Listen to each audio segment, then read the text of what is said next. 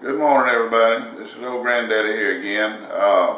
Hope I'm not getting too hard to follow in this thing, but appreciate tuning back into us. Again, if you will, give us a like and a share and help us out with this thing. And subscribe to us. We'd like to keep this thing going best we can. Again, I want to say that not everything I'm going to say is going to be. I don't pretend it to be 100% factual or be the way that you'd want to do it.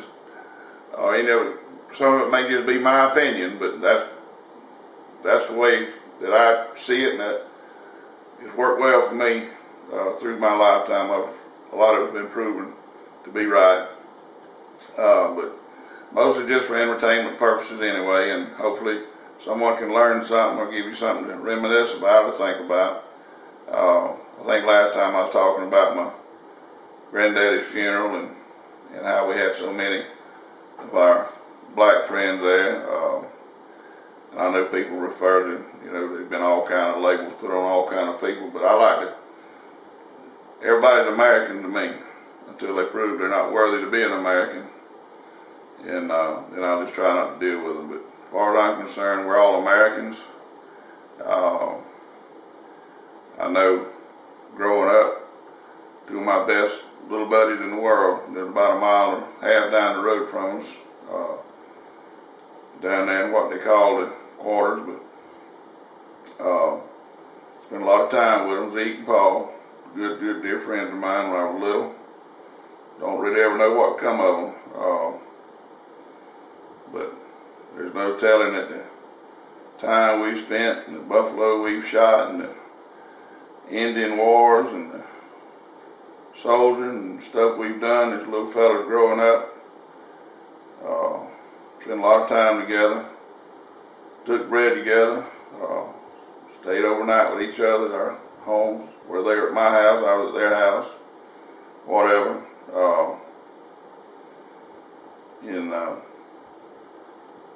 Their mom and daddy, and I hesitate, I don't want to call names, and I have a hard time substituting names for everybody. We will try to substitute all names for names and people's names and places and geographics, just so we don't infringe on anybody's privacy or cause anybody any disgust or, try to get in anybody's business. So the names and the places will be fictitious to a large extent, but a lot of those old timers there, like where we used to have the cane grinding, that was Aunt Carrie's old place. Yeah, Aunt Carrie,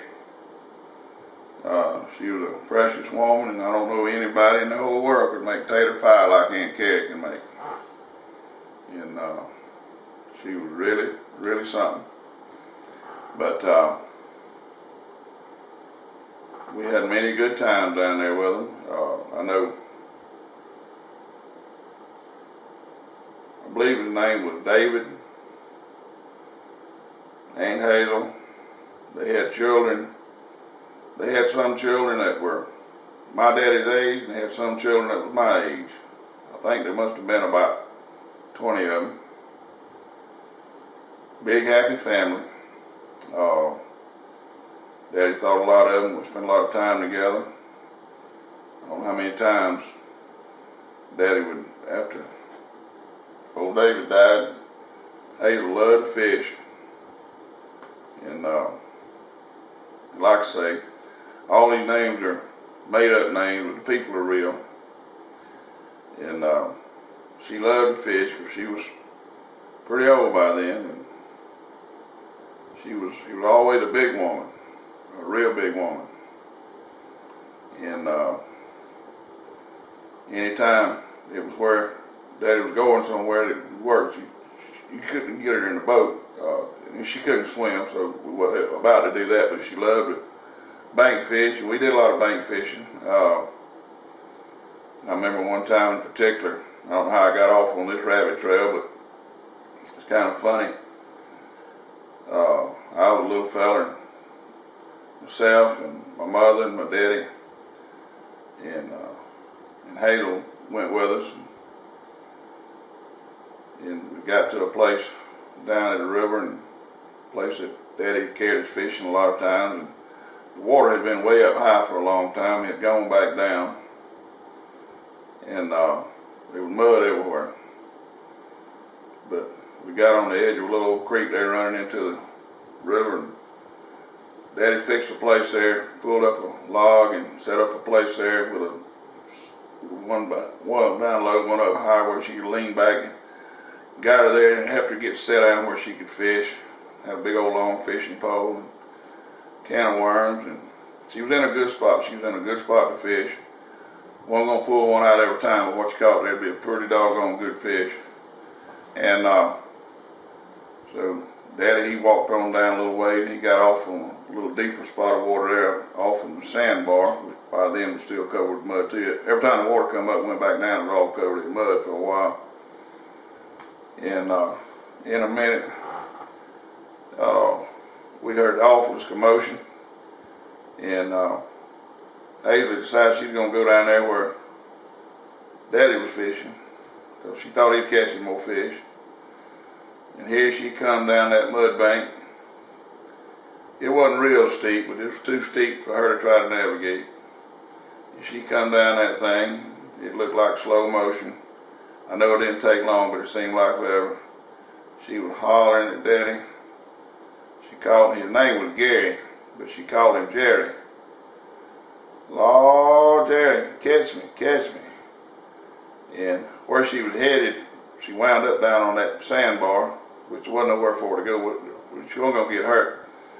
But as she had leaned from one side to the other, she'd take off in a different direction. So sometimes she was sliding off to the right, sometimes she was sliding off to the left, kind of a half rolling and tumbling. And she wound up down on that bar. She never dropped her fishing pole, she never dropped her worms. And we had a heck of a time getting her back up the hill and getting her back to the truck. But boy, everybody had a big laugh. And she laughed too. She didn't get hurt, thank goodness. And a lot of fun. She got in there and she caught her a lot of fish. And I never will forget those days.